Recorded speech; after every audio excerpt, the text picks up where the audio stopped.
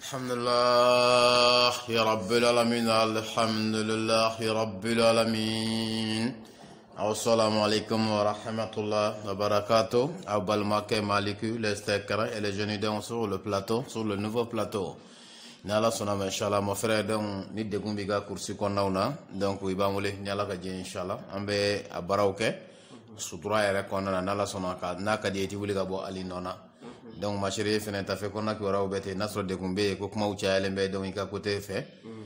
che abaga ga sunu tkere walma abna ni ka dora ta ka fara ka odum mandi ka soro herado ne do me mandi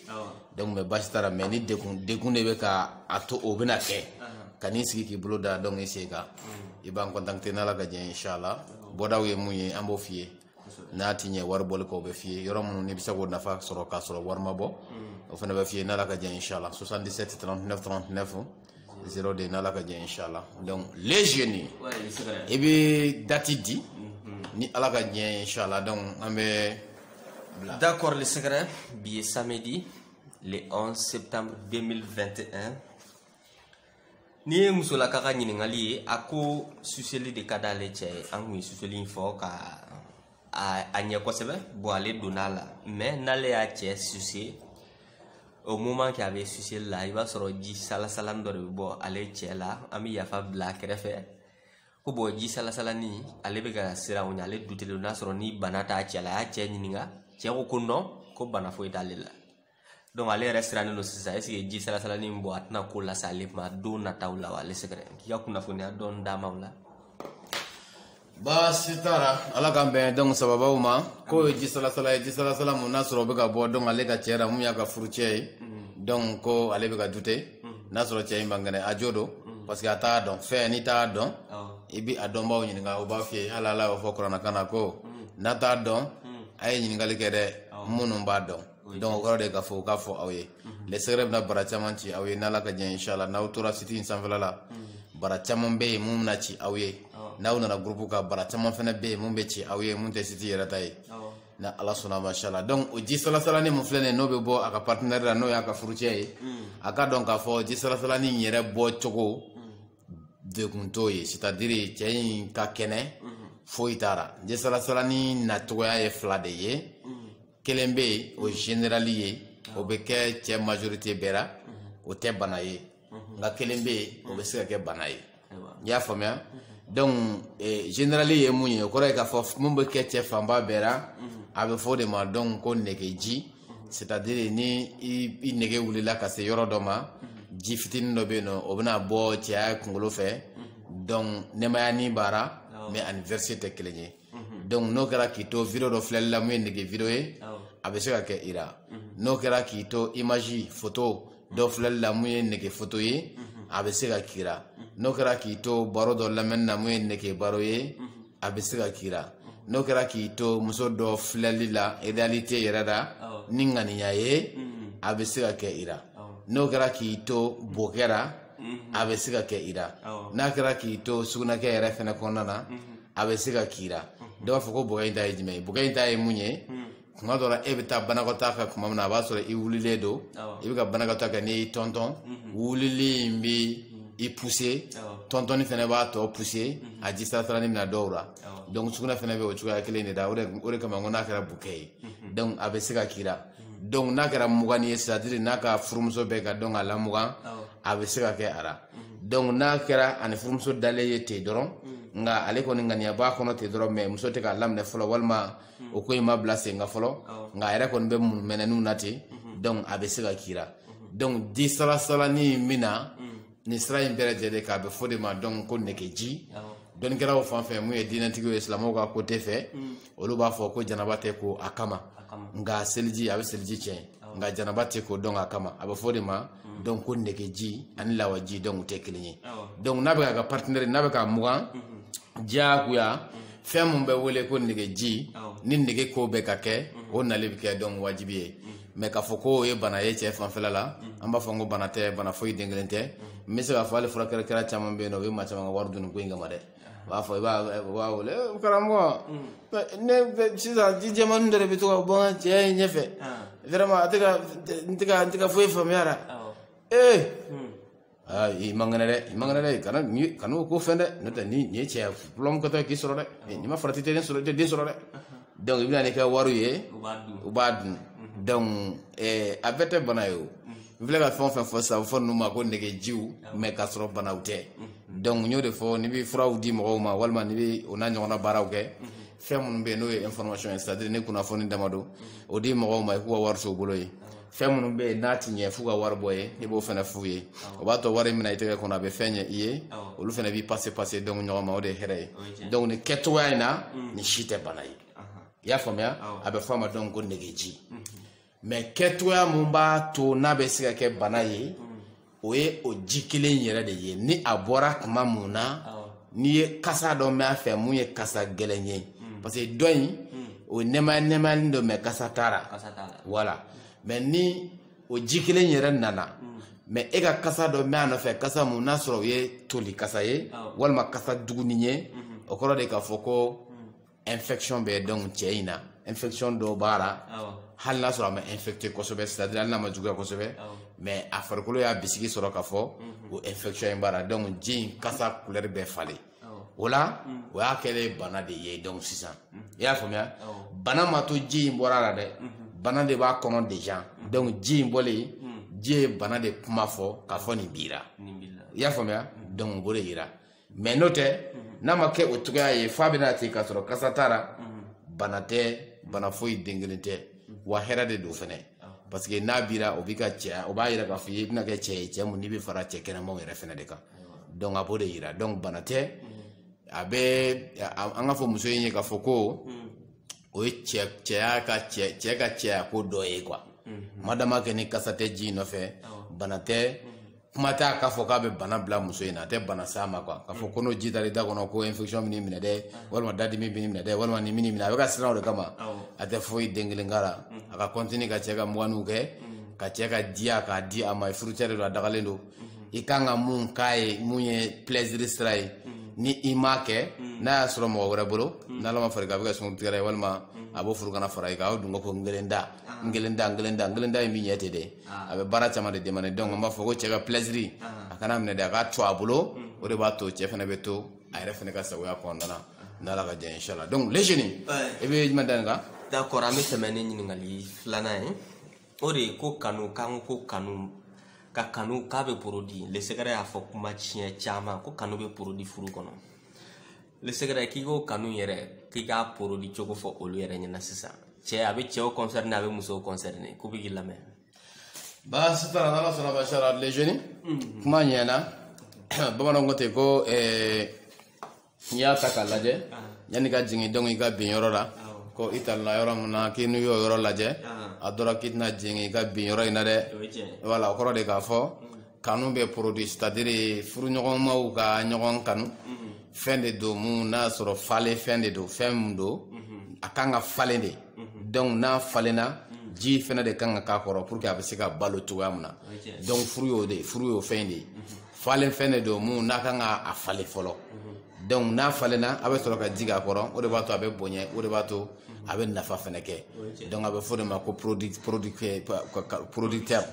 producteur feno fem mu na be produit ke furu kono nana parce que ni ala nga furu to balancer ndo bi muso hinate chera che hinate musora awa do nyona bebi yere eti kanu de ti sura ni kanu be o ti siga ke hal ni muso ki ma munata dabananda minute er haga do be no temana ina wolo tagar to kuma ma daya ima donc ko de ka fo kanu be mais muso mana ko do ka famna tan yoro ina hakrite jingi muso ra fieo foni moto mun ka nyesi soma kuma mana agri bi jinga na wati de kam ni so ngod na ko ma kam na bo fo era do ko de agri bu so ra jingi muso ra kanute sono te siga ke voilà donc chef ne bo tuka kele na bon femme mbo na furu kono nana abe fo de ma ko producteur c'est-à-dire ka feno blay munye mumbe kanu ya produit donc tani muso te ko de munye o tewa o folo o munye o ye communication de c'est-à-dire kuma nyogonya cheni muso ka kuma nyogonya ka do cheni muso che no o de a bazire a bebo de kondana donc cheni muso aka kuma kwa kuma nyogonya ka do aw nyogonche ni kuma nyogonya do na aw nyoro de premier producteur yere mumbe kan ya produit cɛ ni muso cɛ mun na parce que mun ka di e ye n'i ma kuma o tɛ dɔn mun ka di muso ye n'a fana ma kuma dɔn o fana tɛ dɔn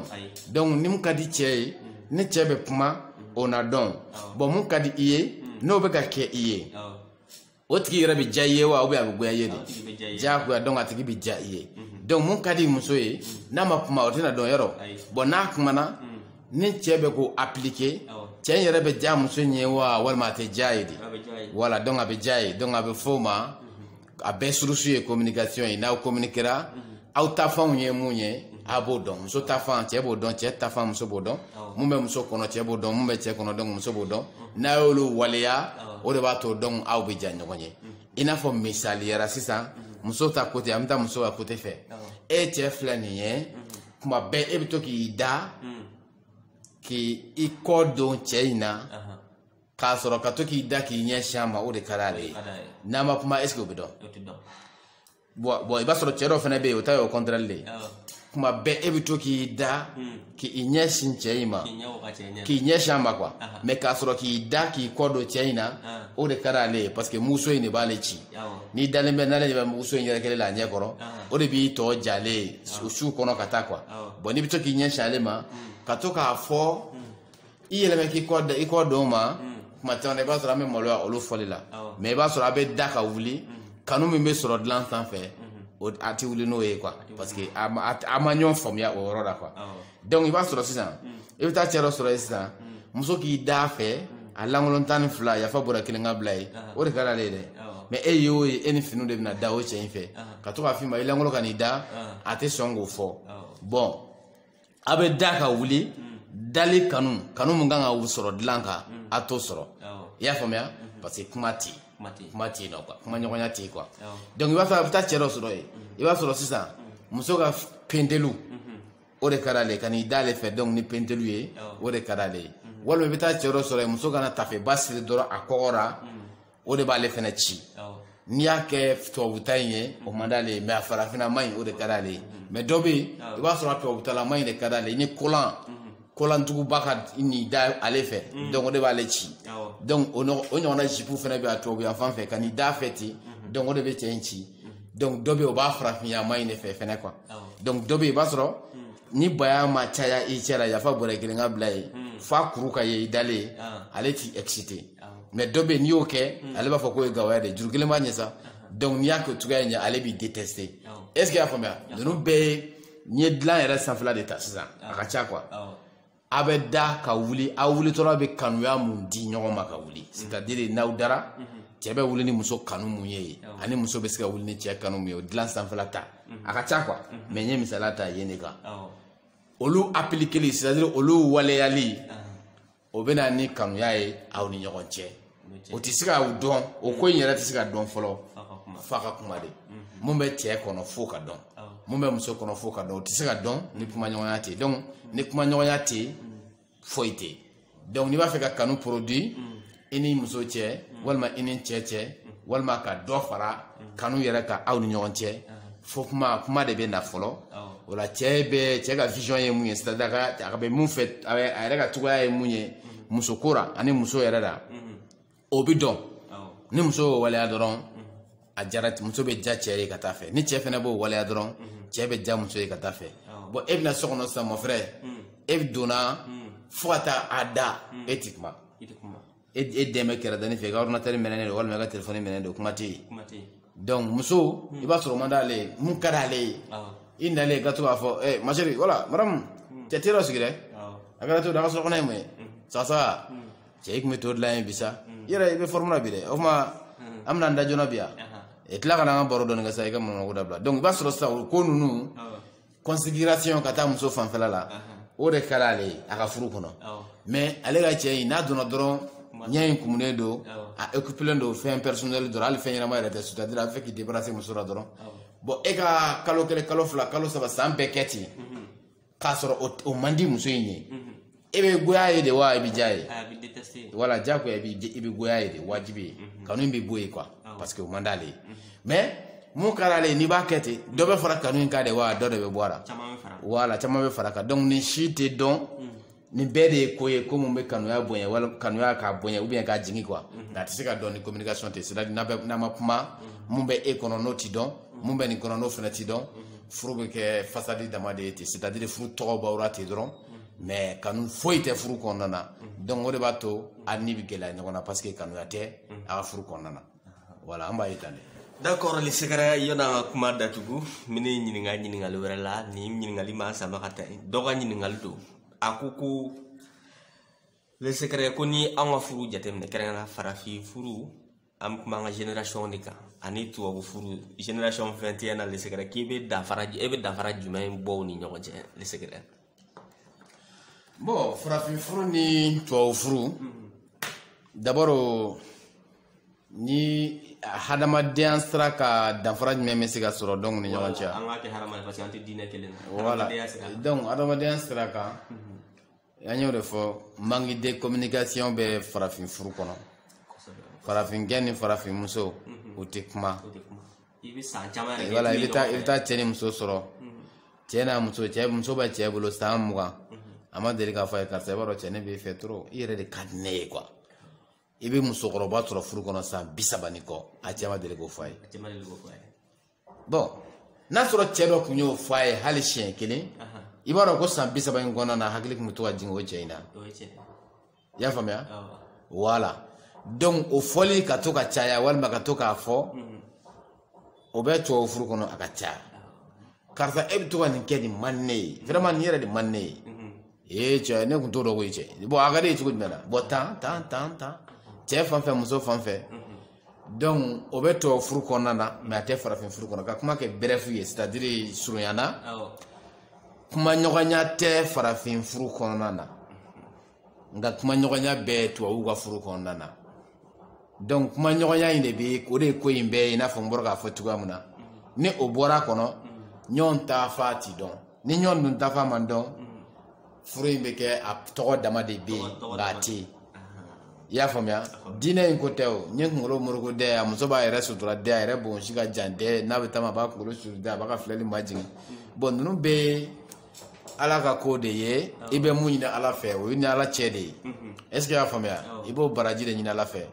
muso ta o t'a ala ka ko ye quoi o ye muso ka ko de ye i b'o de di muso ma muso kan ka kɛ cogoya mun na joie mun na n'o ka kan o ye muso ta ye quoi o t'a ala ta ye quoi ni k'i b'o bɛɛ ta kana don ala ta kɔnɔ walima ka ala ta ka taa don o kɔnɔna na finalement a bɛ kɛ furu bɛ kɛ dɔrɔn a bɛ ye ten dɔrɔn mais a kuma dama de bɛ yen donc ka kuma lasurunya dɔrɔn farafin furu ni tubabu furu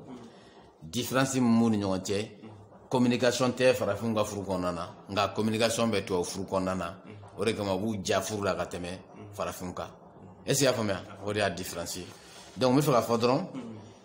nin ye nin émission in bannen ye mais conseil spécial dɔ bɛ n bolo dɔrɔn k'o fɔ yan an k'a fɔ karamɔgɔw ye c'est-à-dire minnu bɛ mɔgɔw wele ka taa ala ma walima minnu ni jamaw b'u lamɛn waatiw sera sa u ka mɔgɔw lasu ka taa ɲɔgɔn jate ma quoi k'a yira denmisɛnninw na minnu bɛ ka na furu kɔnɔna na k'a fɔ furu tɛ kaso ko tɛ kasoladon ko tɛ diya ko de don joie ko de don donc ka kuma dɔ la k'o daw yɛlɛ ka denmisɛnninw informer sinon denmisɛnninw bɛ ka sira furu ɲɛ dɛ o bɛ ka sira furu ɲɛ voilà denmisɛnninw bɛ ka sira furu ɲɛ parce que e terimuso furula ka taa k'e sigilen to diɲɛ don o don o bɛ k'e wele téléphone na a bɛ ka juguman dama de fɔ i ye e bɛ ja gɛlɛya ka to ɲɔgɔn na cogo di ou bien e terikɛ ye furu kɛ don o don n'a bɛ gɛrɛ na hali terikɛ tɛna se ka ɲini ka kuma f'a b'a kɔrɔ cɛ tɛ mun na n ka cɛ o mɔna kelen ya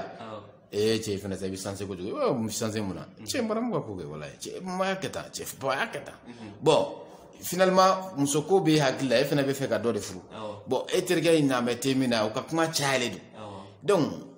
est ce que courage min don yɛrɛ ka o kɛ bilen voilà donc a bɛ ten il faut que u ka mɔgɔw informer u ka kasiba in dabila minbariw kan nous on n'a pas besoin de ça san 1000 ni kɔ ko kɛlɛw kɛra yan fɛ dɛ kiritikarila ka taa sigi minbariw kan ka kɛlɛ ka kasi ka sigi ka ɲɛjiw bɔ ka fɛnw kɛ bon nous on n'a pas besoin de ça an mago bɛ mun na sisan o y'an ka génération de ye denmisɛnninw bɛ se ka furu kɛ cogoya jumɛn na jamana bɛ degun jumɛn kɔnɔna na kɔngɔ bɛ nin yɔrɔ in na an bɛ se ka dɛmɛ sɔrɔ cogoya jumɛn na donc n'a bɔra la fo ka taa kɛ papier baw ta ka bereba minɛ i bolo ka taa kasi minbariw kan nous on n'a pas besoin de ça an ka jamana an mago b'o de la sinon tɔ ninnu ye arabu ko de ye an mago t'o la vraiment sisan kɔni an mago foyi t'o la ani dina ko te kelen ala kan be o fo mo ye hadama dia kan o yi ka jama de ye munu da mi lame i b'a fɔ olu de ye a banna ne kɔni de b'o fɔ kalanbagaw ye minnu bɛ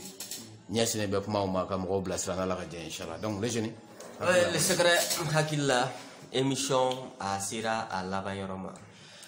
baasi tara toujours Malick le secret et les jeunes donc on a plateau ba nga yabi ni ba ni internet so va Malick le secret i va sur internet ko da ni mo ba kuna fon wara fina biska dawo go 77 39 39 39 02 ni dago shi dawna yela yede nala ka jɛ inchallah ndama yela pro de ka fo jama ka cha don ki patiente don ko kɔfɛ ko dawo kuna yela yede groupe fana bamulu nala sona machala an groupe secret caman be ambo fa ka anti sega munu fo youtube yɛrɛ sanfɛla la nala ka jɛ inchallah mais groupe ɲɔbugu ɲɔ ko de do ni nana taganw ye mun ye o be fɔ ye nala ka jɛ inchallah an y'o fɔ an bɛ se ka kan ko donc mun b'a an yɛrɛ nafa mun b'an na ka sɔrɔ mun tɛ information yɛrɛ dama ye o ye fura siraw de ye n'ala ka jɛ inchallah mun ye kurusi kɔnɔna degun ye ani degun caman donc tafe kɔnɔna degun ani degun caman an da tɛ se ka se minnu bɛɛ ma mais n'i ye weleliw kɛ an bɛ se ka mun résoudre donc an b'o f'i ye n'ala ka jɛ inchallah toujours Malick le secret et les jeunes an de tun bɛ plateau ba ye